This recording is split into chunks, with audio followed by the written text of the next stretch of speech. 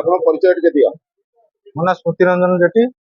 ମୁଁ ଏଠି 7-8 ବର୍ଷ ହେଲା ଏଠି ଓରିକ୍ଲିନ୍ କାହିଁକି ଆଜି ଆପଣ ମାନେ ପୁରା କମ୍ପାନୀ ବନ୍ଦ ଅଛି, ସମସ୍ତେ ଷ୍ଟ୍ରାଇକ୍ ରେ ଅଛନ୍ତି? ଏଠି ଦୀର୍ଘ 10-12 ବର୍ଷ 15 ବର୍ଷ ହେଲା ପିଲା କାମ କରିଥିଲେ ମଧ୍ୟ ଆଜି ପର୍ଯ୍ୟନ୍ତ ରେଗୁଲାର ହେଇନାହାନ୍ତି। ଏ କଣ୍ଟ୍ରାକ୍ଟର ବାରମ୍ବାର ପ୍ରତି ବର୍ଷ 2 ବର୍ଷ 3 ବର୍ଷରେ ଥରେ 6 ମାସରେ ଥରେ କଣ୍ଟ୍ରାକ୍ଟର ଚେଞ୍ଜ କରୁଛନ୍ତି।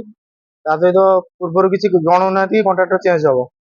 ଏଇଥରକ ଯୋଉ ଆମର କଣ୍ଟ୍ରାକ୍ଟର ଚେଞ୍ଜ କରିଛନ୍ତି, କଣ୍ଟ୍ରାକ୍ଟର ଚେଞ୍ଜ କରିବା କଥା ପୂର୍ବରୁ ଜଣେ କୌଣସି ପ୍ରକାର ନ ଜଣେଇ ଆମକୁ ବହିଷ୍କୃତ କରିବା ପାଇଁ ଆମର ସାର୍ଟିଫିକେଟ ମାନେ ଆମର ଯୋଉଟା କ୍ଲିୟରାନ୍ସ କୁହନ୍ତି ଜମା କରିବା ପାଇଁ ଆମକୁ କହିଛନ୍ତି କି ଆଜିଠାରୁ ଆମର ଡ୍ୟୁଟି ସମ୍ପୂର୍ଣ୍ଣ ରୂପରେ ବନ୍ଦ କରାଯାଇଛି। ସେଥିପାଇଁ ଆମେ ଆନ୍ଦୋଳନ କରିଛୁ। 13 ବର୍ଷ ପୂର୍ବରୁ ବି ଏଠି ଆପଣଙ୍କର ଆନ୍ଦୋଳନ ହେଇଥିଲା, ସେଇଟା କଣ ଥିଲା କି କଣ? ଆମର ଏଠି ବିଭିନ୍ନ ପ୍ରକାର ସମସ୍ୟା ରହିଛି, ଯାହାକି ଦୀର୍ଘ ବର୍ଷ ହେଲା ମଧ୍ୟ ସମାଧାନ ହେଇପାରୁନାହିଁ। ବାରମ୍ବାର ଡେଟ୍ ଘୁଞ୍ଚେଇ ଚାଲିଛନ୍ତି। ଅମୁକ ତାରିଖରେ ମିଟିଂ ହବ କି ଆଜି ମିଟିଂ ହବ କି କାଲି ମିଟିଂ ହବ, ଏଇଭଳିଆ ଡେଟ୍ ଘୁଞ୍ଚେଇ ଚାଲିଛନ୍ତି। ତାର ସମାଧାନ ହେଉନି, ଯାହା ବଢି ବଢି ଆଜି ଶେଷ ପର୍ଯ୍ୟାୟରେ ପହଞ୍ଚିଛି। ଆମର ଯୋଉମାନେ ଅଛନ୍ତି କଣ୍ଟ୍ରାକ୍ଟର ଅଣ୍ଡର ଥିଲେ ବା ରେଗୁଲାର ହେଇନଥିଲେ 200ରୁ ଉର୍ଦ୍ଧ୍ୱ ସେମାନଙ୍କୁ ଛଟେଇ କରା ଦିଆଯାଇଛି।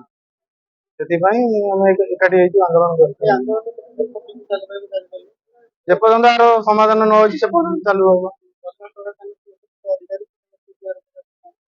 ଆମର ଯିଏ ବଡ ଭାଇ ଅଛନ୍ତି, ଯୋଉମାନେ ଦାୟିତ୍ୱରେ ଅଛନ୍ତି, ସେମାନେ ତାଙ୍କ ସହ ଆଲୋଚନା କରୁଛନ୍ତି। ଉଚିତ ସମାଧାନ ମିଳିଲେ ଆମେ ସେଥିରେ ରାଜି ହବୁ, ବଡ ଭାଇ ବି ରାଜି ହେବେ। ଯାହା ସମାଧାନର ସୂତ୍ର ବାହାରି ଗଲେ ସମାଧାନ ତ ହେଇଯିବ ନା। ଆଜି କଣ ପୁରା କମ୍ପାନୀ ପୁରା ବନ୍ଦ, କେହି ଭିତରକୁ ଯାଉନାହାନ୍ତି? ନାଇଁ। ମୋ ନାଁ କ୍ଷୀରୋଦ ଚନ୍ଦ୍ର ଦାସ। ମୁଁ ଆଜି ଏଠି 8 ବର୍ଷ ହେଲା କାମ କରୁଛି। ଫାଷ୍ଟ ଯେତେବେଳେ ଆମେ କମ୍ପାନୀ ଆସିଲୁ ଇଣ୍ଟରଭ୍ୟୁ ଦେବାକୁ, କମ୍ପାନୀ ଅଣ୍ଡରରେ କମ୍ପାନୀ କର୍ତ୍ତୃପକ୍ଷ ଆମ ସାର୍ ନିଜେ ଆମର ଇଣ୍ଟରଭ୍ୟୁ ନେଲା ପରେ ଆମର ଦୀର୍ଘ 23 ମସିହା ଯାଏ ଆମେ କମ୍ପାନୀ ଅଣ୍ଡରରେ ରହିଲୁ ବୋଲି ଜାଣିଲୁ। ମାନେ ଆମର ESI PF ଆମର ଯେକୌଣସି ସବୁ ସୁବିଧା, ଆଇ କାର୍ଡ ବି ଅଛି ଆମ ପାଖରେ, ସବୁ ଯେକୌଣସି ସୁବିଧା ସବୁ କମ୍ପାନୀ ତରଫରୁ ମିଳିଲା। ହଠାତ୍ ଆମର ଯେମିତି ଷ୍ଟ୍ରାଇକ୍ ଆରମ୍ଭ ହେଇଗଲା, ଗୋଟା ଚକ୍ରାନ୍ତ ଚଲେଇକି 2023 ପରଠୁ କଣ କଲେ ନା ଆମକୁ କହିଲେ ତମେ ହଉଛି କଣ୍ଟ୍ରାକ୍ଟର ଅଣ୍ଡରରେ ଅଛ। ଆମେ ସେତେବେଳେ ଜାଣିନଥିଲୁ କଣ୍ଟ୍ରାକ୍ଟର ଅଣ୍ଡରରେ ଆମେ ଅଛୁ ବୋଲି। କଣ୍ଟ୍ରାକ୍ଟର ଅଣ୍ଡରରେ ଅଛ ଯେତେବେଳେ ଦେଖିଲି, ସେଠୁ PF ଆମର ଅଲଗା କରିଦେଲେ, ESI ଆମର ଅଲଗା କରିଦେଲେ। ଏମିତି ଗୋଟା ପରେ ଗୋଟା 2ଟା 3ଟା କଣ୍ଟ୍ରାକ୍ଟର ଚେଞ୍ଜ କଲେ। ଏବେ ରିସେଣ୍ଟଲି ଗୋଟେ କଣ୍ଟ୍ରାକ୍ଟର ପୁରେଇକି ତାକୁ କହୁଛନ୍ତି ସେ ଓମ୍ କଣ୍ଟ୍ରାକ୍ଟର, ସେଠୁକୁ ଆମକୁ ପଠେଇ ଦେଇଛନ୍ତି 220 ପିଲାଙ୍କୁ। 6 ମାସ ଭିତରେ ହେଇନି ତାଙ୍କର କାର୍ଯ୍ୟକଳାପ, କହୁଛନ୍ତି ଆଉ ତାଙ୍କର ଇଏ ନାହିଁ, ଆଉ ତମେ ଛଟେଇ ହେଇଯିବ ସମସ୍ତେ। ଆଉ କୋଉ କାରଣରେ ଆମେ ଛଟେଇ ହବୁ? ୟାପରେ ଆମର ସମୟ ବିଭାଗରେ କିଛି ସମୟ ବିଭାଗରେ ଆମର ଆଜିକି ଲଗେଇ 4-5 ଦଫା ଆଲୋଚନା ହେଲାଣି।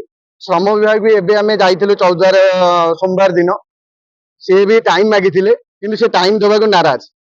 କହୁଛନ୍ତି ନାଇଁ ଆମେ ଆଉ ଟାଇମ ଦେଇପାରିବୁନୁ, ଆଉ 27 ତାରିଖରୁ ଛଟେଇ ହେବେ। ଆଗକୁ କଣ, ଆମେ ସମସ୍ତେ ଏଠି କେହି ଛଟେଇ ହବୁନି। ଆମର ଦାବି ହେଲେ ଆମେ ସମସ୍ତେ ଚାକିରି କରିବୁ, ଏଠି ପରମାନେଣ୍ଟ ହବୁ, ରେଗୁଲାର ହବୁ, ନହେଲେ ନାହିଁ ଗେଟ୍ ଟୋଟାଲି ବନ୍ଦ ରହିବ।